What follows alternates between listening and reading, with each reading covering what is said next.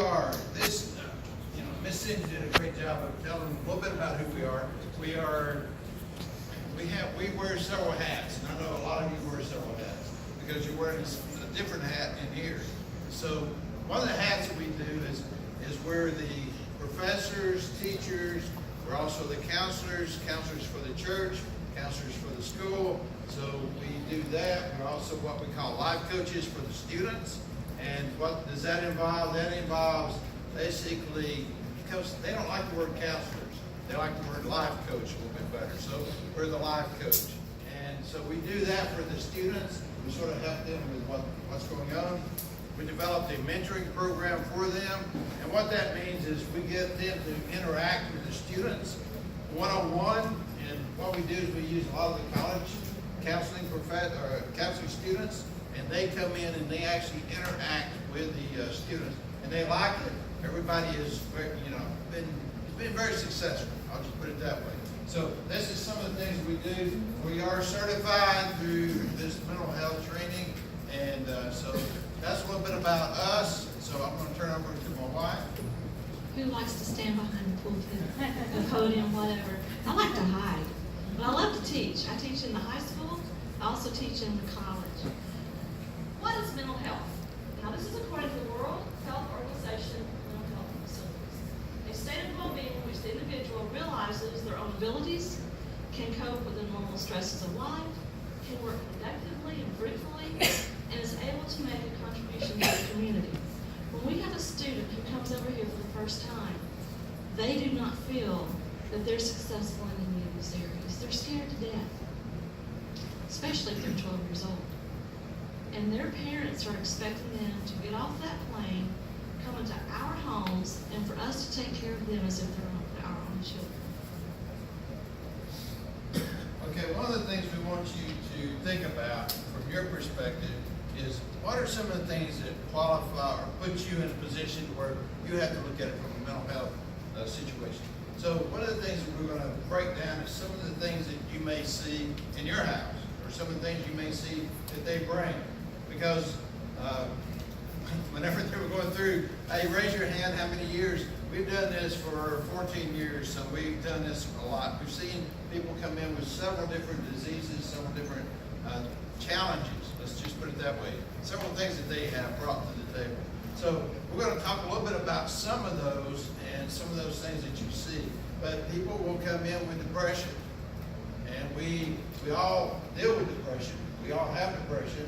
You and I, everybody in here is battling with depression at one time or another. So one of the things that you're going to see is people are going to come in with depression, and they're going to get depressed. They're going to have things that happen to them. So that is a mental health, what you would call a disease if you're looking at it from a mental health position. But it's something that happens. It's something that happens in our life. It's something that we see in our life. So that is something that we put this under the classification that causes a person to think, feel, behave, or relate to their surroundings in a different way. So we would look at that and say, that is a disease or a condition. So whichever way you want to put it, some people don't like disease because they think, oh no, it looks bad, it's something that's wrong with me, I'm broken. But that is, however you want to put it, you can put it this way. They're caused by all these different things: genetic, biological, psychological, emotional. These are environmental, because here's the thing. Let me point out an environmental factor for you, dealing with depression. How many of y'all like all this rain that we've been having lately? Yeah? It's like, man, and I heard somebody say the other day, I don't like this. This is very depressing. And the reality is that's an environmental thing. That is one of the things that affects all of us. Matter of fact, if you want to know a psychological term for it, it's called SAD. And it sounds sad, doesn't it? But it deals with, it's called seasonal affective disorder. Seasonal affective disorder means that whenever you have too much darkness in your life, it causes you to really get sad. The grass is green. So look at it from that perspective. So the reality is, those are things that happen. Those are environmental things. And sometimes they may be something that are outside of our influence. And sometimes it may be, just like Miss Cindy talked about, sometimes these students push themselves ourselves too hard. And those are environmental things. So sometimes it's self-imposed. Sometimes it's things that we do to ourselves, and you look at it and go, man, that wasn't too smart. And I know none of y'all have ever done that to yourselves. So the reality is we all do, right?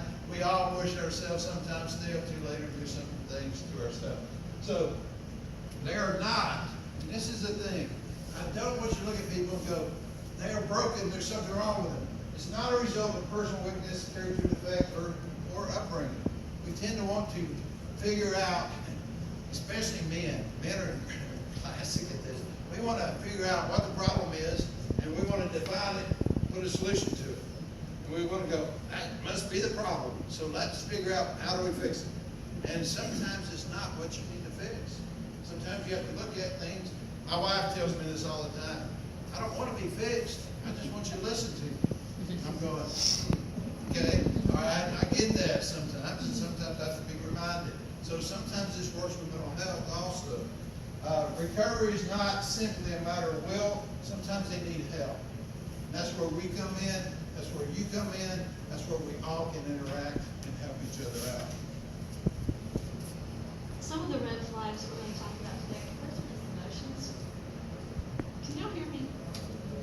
Okay. All right.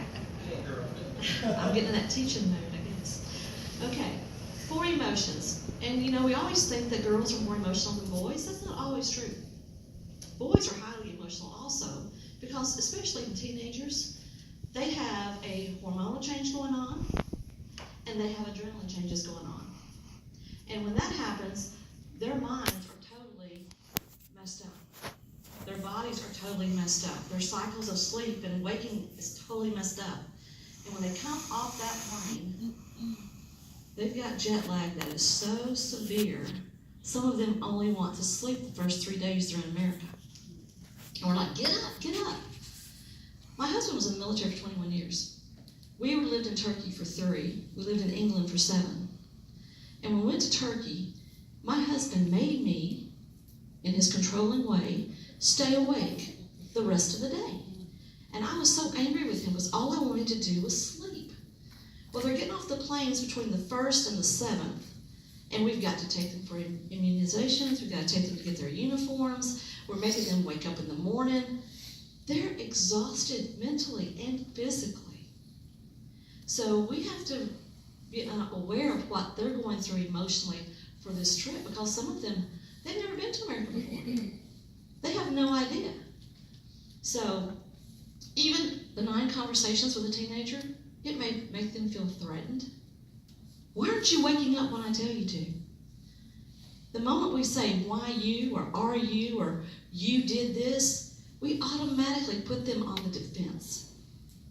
Because the word you is a defense mechanism. So what we have to do is we have to love them, and we have to realize that, yes, they are our children, but they are not our children. They belong to another mom and dad who are putting their whole trust in us. So what we have to do is we have to say, okay, I don't understand why you're wanting to sleep in. I don't understand why you think you need to go to the mall. Please explain it to me. And with communication, that will help us. And remember, things like, what are you thinking is a challenge for the teen. And one thing that I have learned through the 14 years of working with our international students is our way of thinking and their way of thinking is totally different. And I learned this in the classroom. I'm teaching the lesson, and I'm noticing that my international students are looking at me like I'm a flower on the wall. Of course, as you know, I talk fast. So I got to talking to some of them that one day. I said, what's going on? And they're like, we don't understand what you're saying to even interpret what you're saying. So me wanting to know, being curious, I said, explain it to me. They said, well, Mrs. Buckner, it's like this. When you talk and you say one sentence, that American sentence goes into our mind. We have to translate it into our language, understand from our language what you're saying. Then we have to take our language, translate it back to your English words, and then speak it to you. they are so afraid that they're going to say something wrong. The picture she had with the tape over the mouth, that's what they do. So they're going through all this emotional struggle, and we're trying to help them, but they don't know how to communicate because we speak fast, we speak different dialects. Even in the American language, we have different dialects. So we have to just be consciously aware that they have to translate everything we say before they can say something back to us. So if we ask them a question and they don't answer it immediately, it's not because they're being rude and disrespectful. It's because they're literally processing what you've said in their mind for them to actually have a conversation with you. And that's taught me to slow down a lot with my communication, especially in the classroom. Okay, so one of the things that is interesting to me whenever I look at emotions, and I look at emotions that take place, is whenever you relate to the international student, it's getting them to express their emotions. A lot of them have never expressed their emotions because it's not part of their culture. So their culture tells them you don't express yourself emotionally. Matter of fact, especially with adults, or especially with parents, or especially with people in leadership authority. So one of the things that you're going to see is they don't want to express themselves. And matter of fact, they will put on a mask. Now, I know none of y'all ever wear masks, and none of y'all ever pretend. I mean, you go into church and you're exactly the way you are. None of y'all do that. So you probably have a hard time. I'm joking. I like to be sarcastic. But the reality is, we understand this. So risk-taking and judgment is huge for them. They don't know how to show themselves and be real. And I like being real. I like being who I am. I like just saying, hey, this is who I am. This is what it's all about. But the reality is, for them, this is really, really difficult. And you have to understand that. And you have to understand, I need to help them get out of this. Let them take risk. Because until you take a risk, you're not going to be able to see where you're at and how this is going to work for you. So, what does this deal with as far as the brain? I'll talk a little bit scientifically here for just a minute. One of the things that takes place is we have to look at their reasoning and their judgment, and we have to look at it from the perspective of brain development. Now, one of the things that's interesting is our brains don't fully develop until the mid-20s. So, and the way the brain develops from the back to the front. So what does that mean? That means the last part of your brain to develop is your frontal lobe, or what we call the prefrontal lobe cortex. And really, the main part of judgment is in the frontal lobe. So you look at people and you go, man, that wasn't the smartest thing. They're going, that's the best I could come up with. It's because their reasoning and judgment isn't developed fully yet. And I deal with a lot of college students and upper high school, and I look at them and I go, I get it. I understand. Because, and I'm not saying that's an excuse. I'm just saying that that's not there yet. And it's not there to where they can make sound judgments and make good decisions. So you look at this and go, man, they're just not thinking good.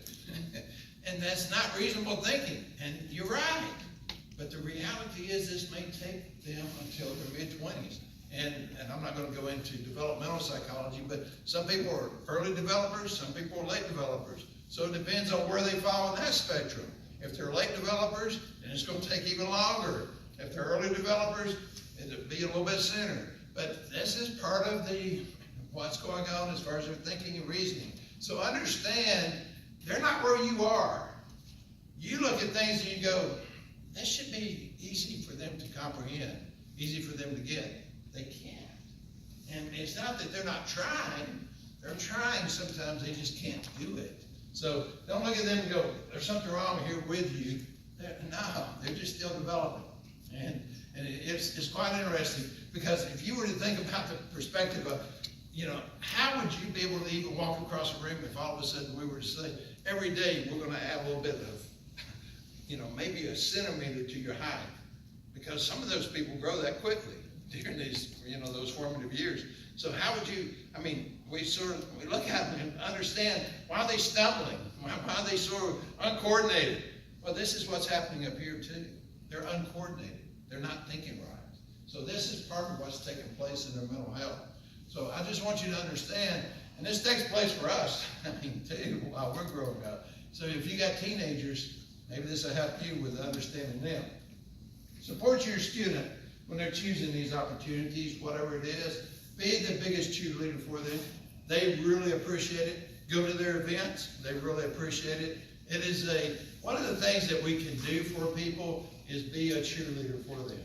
Be the biggest cheerleader that you can, because you like that. I like that. I like it whenever people say, great job, way to go, keep it going, that kind of stuff. Listen, listen, listen, listen. One of the things that we struggle with sometimes is setting aside enough time to listen and give them sound advice. They need it, just like I talked about at the beginning, because of what's going on in their mental processing of information. Another emotional red flag is sleep, and I know we've talked about it, but there's a melatonin shift in their brain that will impact their sleep and wake cycle. And you've got to realize too that the time zone that they're in from their country to here is totally different. And so they're awake, their parents are sleeping. And when their parents are awake, they should be in bed asleep. But they have to talk to their parents.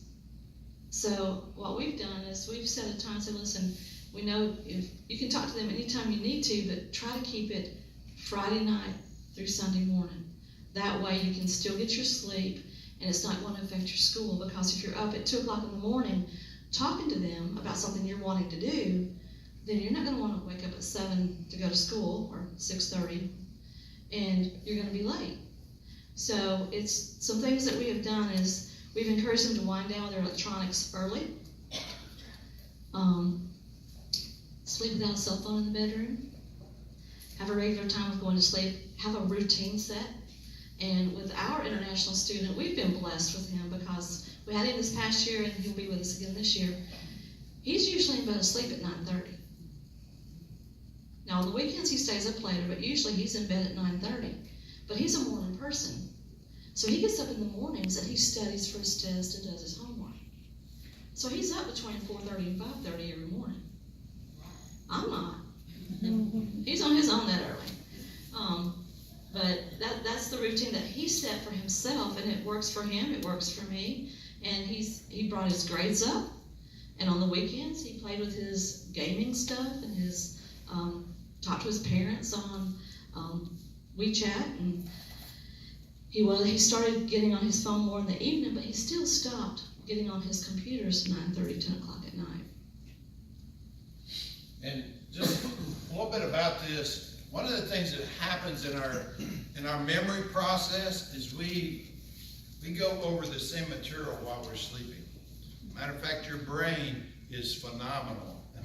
One of the things you can look at and see how God is in your brain. Whenever you're asleep, your brain goes through the same thing that you went through throughout the day. It reprocesses information, and it's really important that they get good sleep for that reason. And one other thing I want to talk about is we had a student in one of our, this has been many years ago, Daryl, and he came in and he slept for 15 hours a day, and we're like, what in the world is going on with him? What is the matter? And it come to find out he actually had a medical condition, and we had to, because we were like, we would go in there, hey, wake up, you need to get going, you need to, and he actually had a medical condition. And we found that out. So sometimes it's not them just being lazy, because I thought, this has got to be the laziest boy I've ever seen in my life. But he actually had a medical condition that caused him to sleep, and he would sleep for 15, 16 hours a day. On the weekends, he would sleep for even more than that. And I was like, man, this kid must be, but he had actually had a medical. So sometimes you got to check and make sure that there's nothing else going on with it. Some other things, stress. One of the things that we don't understand is the stress that teenagers have. They have stress because of their peers. They also have stress because of their parents. So, the reality is their parents put a lot of pressure on them to get their grades. And because, I can imagine a conversation I would have with my children. If I sit them all the way across and I poured this much money into them, I'd be like, you better be bringing, so imagine the stress that they have in their lives. at this tender age, 12, 13, 14, whatever the case is, that's a lot of stress. I mean, we talk about stress in our lives, and we can identify with that stress, but they are battling with a lot of stress themselves. So understand, sometimes this becomes just overbearing for them. And they're like, I don't know how to deal with this. I don't know how to release it. And I have conversations with people all the time. How do you release stress? And one of the things is, a lot of people just shake their head and go, I don't know. And I'm like, you've got to figure out a stress reliever. I don't care, you got to figure out what it is. I want a healthy, I don't want you to go to the pills or drinking, but I want a healthy stress reliever. What is it that's healthy that you can do? So those are things that I want them to think about, and I would even have a conversation with them. What are you going to do to relieve stress? Because they need to have because they have stress just like we do. And you need to figure out a way to relieve the stress. Whether it be exercise, which is good, do something, be involved in some sort of activity. Some people wind down differently depending on who they are, but come up with something. I found this emotional red flag quite interesting. It's called digital addiction. Gaming, internet usage, receiving text messages can cause the brain to respond by releasing a hit of the pleasure neurotransmitter dopamine. The teen brain is vulnerable to this rush, which is similar to that of substance addiction. And when our teenagers, they cannot have their phones in the classroom, but when I see a teenager, they're on the phone all the time outside that classroom. That phone is in their hand. It's almost like a part of their body. We had one teen several years ago who loved to game. And one night he actually woke me up. His room was across the other side of the house, and he was screaming in his own language. I thought, what in the world? He was gaming with some of his friends back in his home country. And I told him, I said, you need to turn it off. You need to go to bed. And he didn't want to. So I did the unthinkable. I went and unplugged the Wi-Fi. I said, we can't have this in our home. And he moved to a different home. He's graduated. We're still in contact with each other. But he had a gaming addiction. And that's what he lived for. He would go home and get on his game. His grades would drop. We'd help him to get them back up. So that's something to be aware of. And here's something that a lot of people don't realize. If they have phones, iPads, laptops, their phone can be a hotspot to their iPad or laptop. So even if you turn your internet off, they can still use their phone as a hotspot to stay on their game. So what we've done is we've created boundaries for digital use in our home. But it starts by building a face-to-face relationship. They cannot stay in their rooms. They need to be out in the sunshine, and later on I'm going to show you a picture of where they live, what they're used to, and what they get here in America. It's a big difference. But they need to be out in that sunshine because that will help a lot with the depression also. And just support them. Help them to see the need to not be on their electronics all the time when they're in your home. Do not allow them to stay in their room with the door closed. Make them come out and associate with your family. Okay, some relationship, just red flags. Just go over these real quickly. If you see them hanging out with friends more than family, that may be good. That may be, Miss Cindy touched on this. That's what they're used to. I don't look at it as a detriment until it gets too severe, to the point where they don't have anything to do with our family. Like whenever we have family over, I want them to come out, socialize with them, and then if they want to, that's all I ask them to do. Just come out and socialize. Just be friendly, show respect. After that, if they, if they want to do their own thing, that's fine. If they want to associate with their friends, because that's what they're used to, that's what they grew up with. So understand their background, understand their relationship. Independence from parents. We've all been teenagers, right? How many of us did? We wanted to get independent from our parents. So they're looking for the same thing from you. Because guess what? We introduce ourselves as, hey, we're your host parents. And they still want to push back against us. So don't look at this and go, what's wrong with me? No, it's just they're teenagers. And as teenagers, they're going to do this. They're going to push back against you. So don't look at it and go, man, I must be broken. There must be something wrong with me. They're just teenagers. Just let them have their space. They're going to need their space. They've got to figure out their own identity, who they are. Learning to resolve conflict. That's always difficult because whenever we're dealing with conflict with someone else, we have to look at what can we do to resolve it? What's the best way to resolve it? I've always found listening to people is always a good first step. Why are we having this problem? Let's talk it through. Communication is the key to resolving conflict, especially with anybody.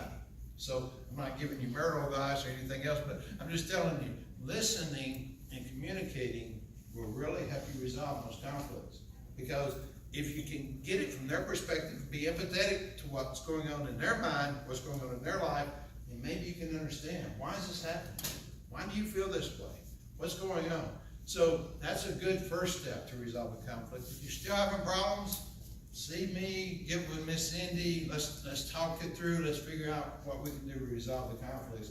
But you have a great organizational situation set up here. You've got people, we got a great person with VIA that comes. If we got conflict, we're like, hey, let me call in the next level and just say, hey, here we are, here's what's going on, we got a conflict. So you got support systems. So don't look at this as you're all alone.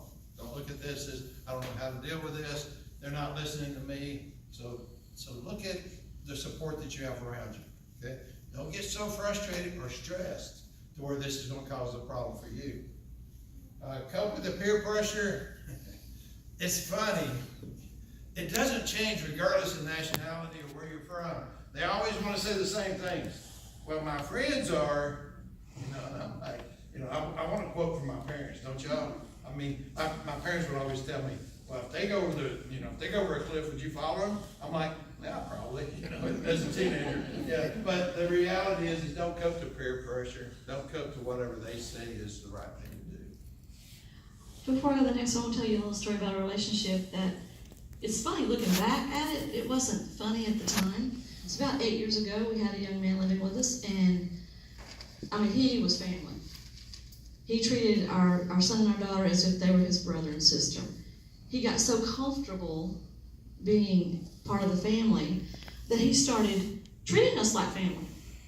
So I'm sitting in my living room one day, and he walks into my living room. He goes, okay, you're going to go pick up so-and-so and so-and-so, and you're going to take us here. Excuse me? You are going to blah, blah, blah. And I went, no. Yes, you are. I said, no, I'm not. Why not? I said, first of all, that was disrespectful, and I don't take disrespect in my home.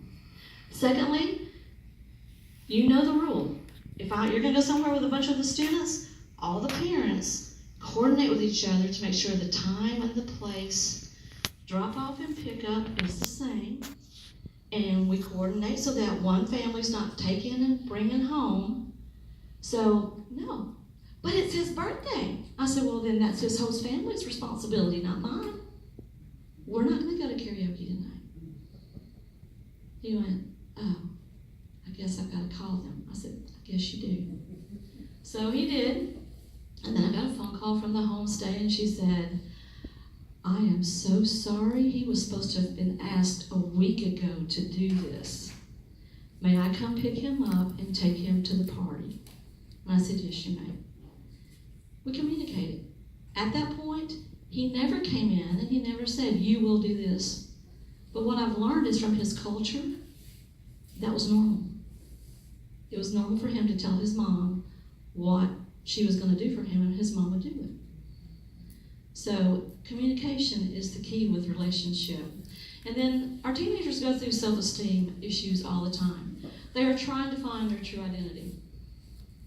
They are focusing on their friends. And believe me, you are who you hang out with. They're trying to change appearances. We see the young girls when they go to the mall, they're wanting to dress inappropriately with the real short shorts, showing their midriff and all this wonderful stuff because they want to fit into our community at the mall. But we've got to teach them good standards. Because when I went to China last year, oh my word, they're dressing like they live in their country. They're dressing what is normal to them in their country. And they do not realize what they're doing to people around them by what they're wearing. They need to embrace our cultural identity. They need to embrace their own cultural identity because they need to be a part of our culture, but they need to keep their culture. And that's very important for their self-esteem because even though they have not lived with their parents, some of them since they were 4 and 5 years old. We had one student, she had never lived with her parents. She had lived with her grandparents till she went to boarding school. From boarding school, she came here. She did not know how to get along with me. She did not know how to talk to me. But we ended up having a very good relationship. But it took work, not only on her part, but also on my part. You've got to have compassion. You've got to have love. Because these kids are coming a long way to get an education because their parents are doing this for their parents. Their parents want them to go to Ivy League American schools. Their parents want them to get an American education so they can broaden their horizon in their own country. They do have emotional issues. Sometimes they're very intense. Sometimes they are quick to change. One minute they're fine, the next minute you look at the little girl and she's crying her eyes out. You're like, what's wrong? I don't know. They're going through a lot. They're homesick. We had a student who was so homesick, he just kind of hibernated into his bedroom with his light off. He would come out to eat, he would go in there and shut the door. It's like, this is not happening. He needs to be with another family because we cannot meet his needs. And we knew that, we saw that. So yes, we want to be the best. We want our kids in our home to succeed. But we swallowed our pride and said, today we got a problem. We need help here. And he came in and he knew exactly what to do to help us. So reach out to your agents and to your community service workers. They know what they're doing and they know what's best for your student. And don't take offense if they say, something, this child may be better placed in another home. Because God may have someone else for you in your home that you need to be working with. Adapting to their new home, which is you, and to their new culture, which is America. Sometimes they don't like our food. And I'll explain that later. Okay, some other resources or things to look at is from the student. If they have a lack of concentration, they just can't focus, or it could be stress, it could be other things that we talked about. It could be things that are going on in their thinking process. Whatever the case is, it could be burnout. There's lots of things that could be going on here, but these are things to look for. These are symptoms. So, because I want to give you some tools, what to look for in their lives. So here's some of the tools you to look for. If they withdraw, just like you gave an example of, if they withdraw away, they've been social, and then all of a sudden they start withdrawing. That's a telltale sign. Let me find out what's going on. Let me find out what's going on in their life. Because nonverbals speak volumes. Matter of fact, we communicate mainly through nonverbals. We communicate most of our life through nonverbals. So keep in mind, look for these, because these are things that are going to be something that you can see, identify. Weight loss or weight gain. Either one is one of those things. I mean, it's, whatever is happening in their life, you should be able to see what's happening with the weight loss or weight gain. Harming themselves. Now, we don't like to talk about that, but if they're doing self-harm in any kind of way, we're talking about cutting, burning, those kinds of things. Those are psychological ways that they release themselves away because they don't know. They don't know what to do with this, so sometimes they do self-harm. And sometimes it's one of those things you need to be aware of that. You need to look because they will cut themselves or burn themselves or scratch themselves, do certain things, rub themselves raw to the point where you're not going to be able to know it unless you're really paying attention. Because all of a sudden they start wearing long sleeves, especially in the middle of the summer. You're like, that's a little unusual. What's going on? And just look for things. Look for ways that they're acting out or doing something different. Those should be fairly noticeable. All these should be. Very distressed, that should be obvious. And also any kind of disturbing behavior. Anything that goes against the norm for them. I mean, anything that's sort of, okay, this isn't normal for that person, that's something that you should look for. Another thing that you need to look for is their grades start to fall. That's a big one. I just forgot to put it up there on that screen. But if their grades start to fall and you know that they're capable of doing the work, ask them, did you have homework today? And here's the thing with what we have with Direct Plus, we can go out there, we can see the homework that the students have for the week. And we can also see their grades to help them say, okay, you got a grade, you got this, why didn't you turn in your homework? This said you got a 0. I know you did it, why didn't you turn it in? Resources from our school, we do have the for most of our high school students, it is life coaching. Mentoring program is through the college counseling program, and we work with our individual students, but the students will send you home a packet that you have to sign to give permission for them to be in our mentoring program. And then sometimes we may tell you that you need to send them to a doctor, that you need to take them to the care spot. And when we have to be confidential about everything that we do with our students. So you're not going to get the full-blown explanation. It's just going to be, Sally talked to me today and she's going through something. I'm not sure what she's going through, but she probably needs to go to the care spot. And then I'll also refer that to your community service and to the school and to the agency. Our next set of slides, we're going to go back and forth on these because these are real life experiences that we've experienced in the last 14 years. Traumatic event. This one floored me. This was about, I want to say 10 years ago. I got a call from the lady who was over the international program at that time, and she said, you need to go tell your homeschool student that she's got to pack her suitcase. You need to take her to the airport. You need to check her on the plane. You cannot tell her why you're taking her to the airport. Okay, why am I taking her to the airport? This morning, her father, standing before his police officers, dropped dead of a heart attack. And the mother does not want her to know until she gets home. I said, okay. She goes, the mom's going to call her and tell her that there's some family business she's got to take care of. She needs to go home. So I went to her and I said, listen, you've got to pack your suitcase. I've got to take you to the airport. You're flying home for a few days. Your mom's fixing to call you. The poor child had no idea what was going on. But she knew her mom was upset, so she was upset. I was upset. But you know, she asked me to pray with her before she got on that plane. And she went home, and when she got off the plane, she was then told that her father had passed away. She was gone for probably 9 days. She came back, she was depressed. She was going through the grieving cycle. But you know something, we went through it with her. We let her talk about it, we let her tell stories about her dad. We cried with her, we prayed with her.